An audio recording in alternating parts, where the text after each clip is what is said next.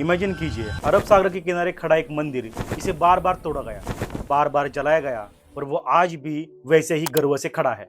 सोमनाथ का इतिहास सिर्फ मंदिर की कहानी नहीं, बल्कि इंडिया की कल्चरल मेमोरी, वॉर्स, पॉलिटिक्स और सिविलाइजेशन का पूरा सफर है। नमस्कार दोस्तों, मैं हूं पंकज और आज हम बात करेंगे सोमनाथ मंदिर के इतिहास के बारे में।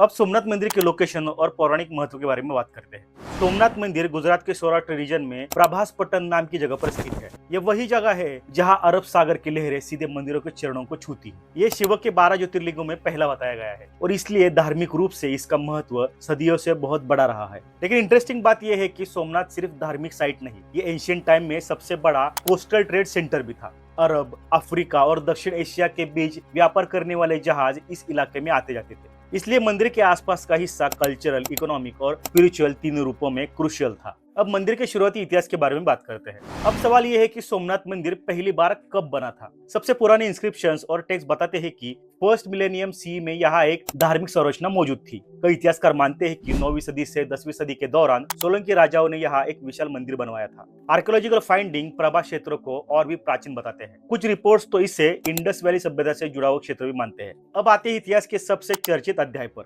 1026 सी का हमला, जब अफगान शासक महमूद उर्फ गजनी ने सोमनाथ पर आक्रमण किया। उस समय यह मंदिर वेल्थ, गोल्डन ऑर्नामेंट्स और प्राइजलेस आर्टिफैक्ट से भरा हुआ था। अरब और फारसी क्रॉनिकल जैसे अल बिरूनी और फिरदौसी इस हमले का जिक्र करते हैं। अल बिरूनी लिखते हैं कि गजनवी की सेना ने मंदिर को लूटा, बहुत सा सोना ले गई और मंदिर को तोड़ दिया। अब क्रिटिकल पॉइंट यह है कि कई बात की स्टोरी में कहा गया कि इस हमले में 50,000 लोग मारे गए, लेकिन हिस्टोरियंस इसे एग्जैगरेटेड मानते हैं। फैक्ट यह है कि अटैक हुआ, लूट हुआ, डिस्ट्रक्शन हुआ, लेकिन उतने लोग नहीं मारे गए थे। लेकिन बाद के हिस्टोरिकल वर्जन्स में इसे और भी ग्लोरीफाई कर दिया गया। अब मध्यकालीन युग के बारे में बात करते हैं। सोमनाथ की सबसे इंटरेस्टिंग बात यह है कि हर हमले के बाद इसे दोबारा बना दिया गया। 1026 सी के बाद स्थानीय राजाओं ने इसे रिबिल्ड किया। 1299 सी में अलाउद्दीन खिलजी के जनरल उलुग खान ने यहाँ फिर अटैक किया। उसके बाद भी रिकंस्ट्रक्शन चालू रहा। इतिहास में कुछ जगह लिखा गया कि 17 बार ये मंदिर तोड़ा गया, लेकिन ये संख्या सिंबॉलिक है, किसी एग्जैक्ट लिस्ट की तरह नहीं, क्योंकि सभी 17 घटनाओं का वेरीफाइड एविडेंस नहीं मिलता है। तो आखिर सच क्या है? सोमनाथ कई बार रिबिल्ड हुआ और कई बार डिस्ट्रॉय किया गया, इसलिए यह सिर्फ एक मंदिर नहीं बल्कि रेजिलियंस का सिंबल है। और अब ब्रिटिश काल और सोमनाथ गेट के बारे में बात करते हैं। 19वीं सदी में एक इंटरेस्टिंग घटना हुई। अफगानिस्तान से लौटते समय ब्रिटिश गवर्नर जनरल लॉर्ड इलेनबर्ग ने दावा किया कि वो सोमनाथ का हिस्टोरिकल सैंडलवुड गेट वापस लाए हैं। ये बात ब्रिटिश न्यूज़पेपर में भी हेडलाइन बनी। लेकिन जब गेट भारत लाया गया तो एक्सपर्ट्स ने कहा कि ये गेट असली सोमनाथ का नहीं हो सकता, यानी ये पूरा मामला ब्रिटिश प्रोपेगेंडा के रूप में भी देखा जा सकता है।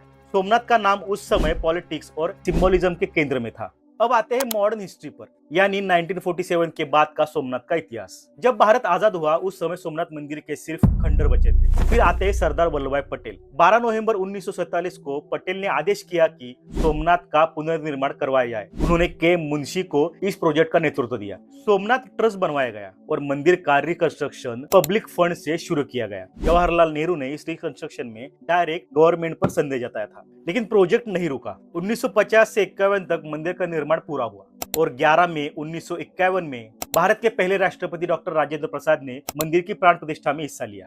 ये इवेंट सिंबॉलिक था इंडिया की कल्चरल रिवाइवल, यूनिटी और हेरिटेज की पहचान के रूप में। अब बात करते हैं मॉडर्न आर्कियोलॉजी और हिस्टोरिकल एनालिसिस के बारे में। कई स्कॉलर्स का कहना है कि सोमनाथ मंदिर का इतिहास 2 लेयर्स में समझना चाहिए। नंबर 1 है वेरीफाइड हिस्ट्री से हमले के रिकॉर्ड, पुनर्निर्माण और राजनीतिक घटनाओं के बारे में हमें स्टडी करना चाहिए। और दूसरा लेयर है कल्चरल मेमोरी, लोक कथाएं, एग्जैगरेशन और बात के साहित्य से जुड़ी हुई ड्रामेटिक बातों के बारे में हमें स्टडी करना चाहिए। कई दावे जैसे एग्जैक्ट 17 बार कब टूटा, ये कल्चरल नैरेटिव है या नहीं, इसके बारे में भी बात करनी चाहिए।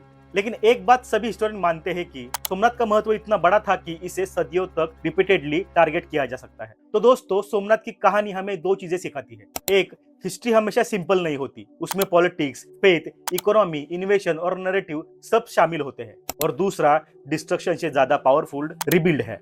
तो दोस्तों, ये थी कहानी सोमनाथ मंदिर के बारे में। अगर आपको वीडियो अच्छा लगा तो इस वीडियो को लाइक जरूर कीजिए और ज्यादा से ज्यादा लोगों तक शेयर कीजिए और हमारे चैनल को सब्सक्राइब करना ना भूलिए। मिलते हैं अगले वीडियो में, तब तक के लिए गुड बाय।